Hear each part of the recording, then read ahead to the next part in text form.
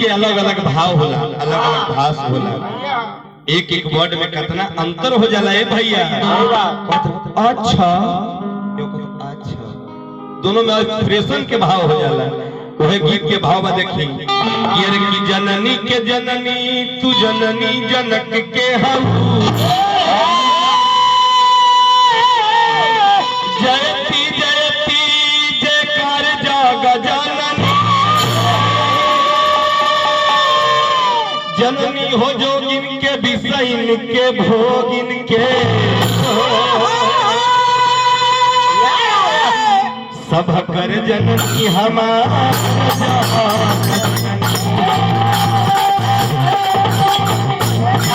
कि जननी हो ना जननी कि जननी हो ना जननी जो गजा पताप करे कि जननी न बेला गवारा जगा जननी ज्ञान नहीं खे रामायण विज्ञान के कि जननी हो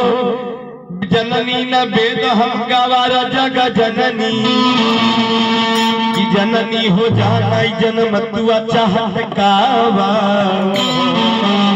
हम कैया हर बेटा हमारा जग जननी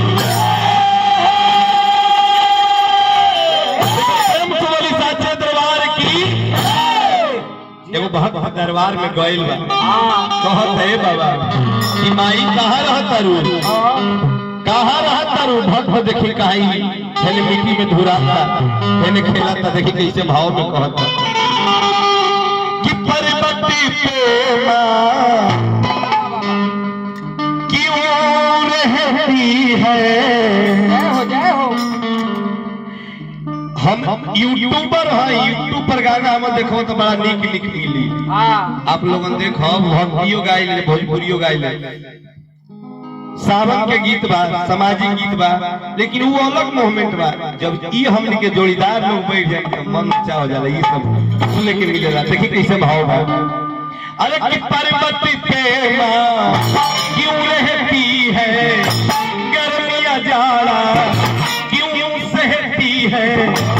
क्यों देती है खुद को मेरे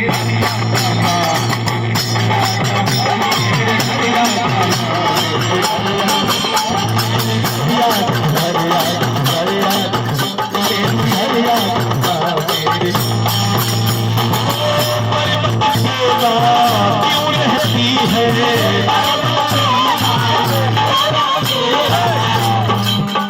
वीडियो बनावे के एगो कलेक्टर हो के गए भैया कैमरा है ना हमारी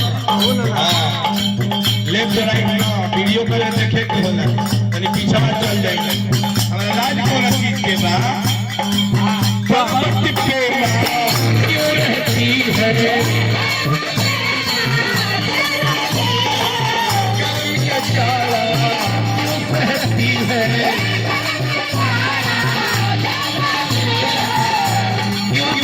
है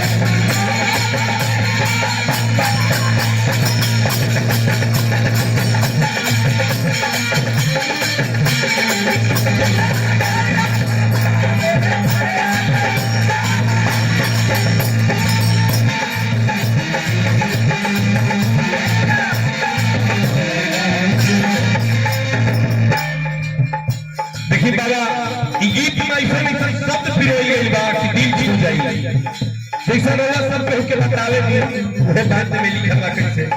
कि ना कोई राजा है इधर भी पता कि ना कोई देता है ताहरे बनावल ये मोरी मैया तेरा लाडला बेटा है ना कोई राजा है ना कोई देता है तेरा बनाया लाडला बेटा तेरा बनाया लाडला बेटा है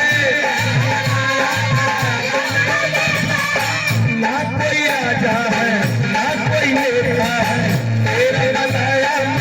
लाडला बेटा है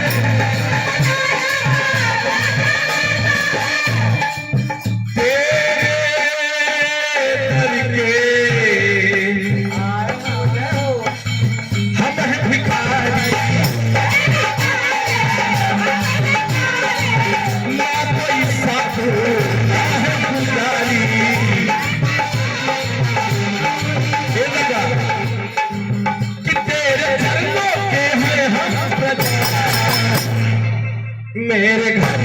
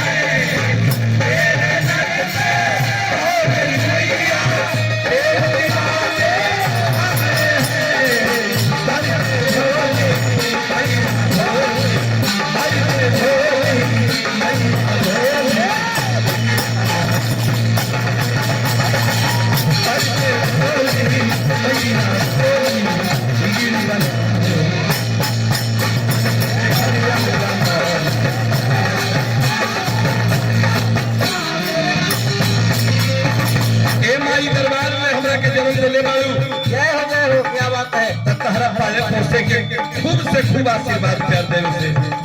बदराए के नहीं थे देखी सब सुंदर में भाव कि दुनिया भिखारी मां ना दुनिया भिखारी मां बस तो दानी है तुम्हारी मुट्ठी में मेरी मैया आग और पानी है दुनिया भिखारी बस तो दानी है मेरी मुट्ठी में आग और दुनिया भिखारी बस तो दानी है मेरी मुट्ठी में आग और पानी है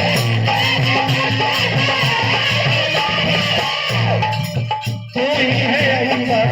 तू ही है धरती मकई ऊपर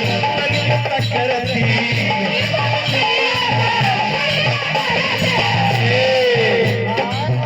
भक्त सभे ताली बजा तेरे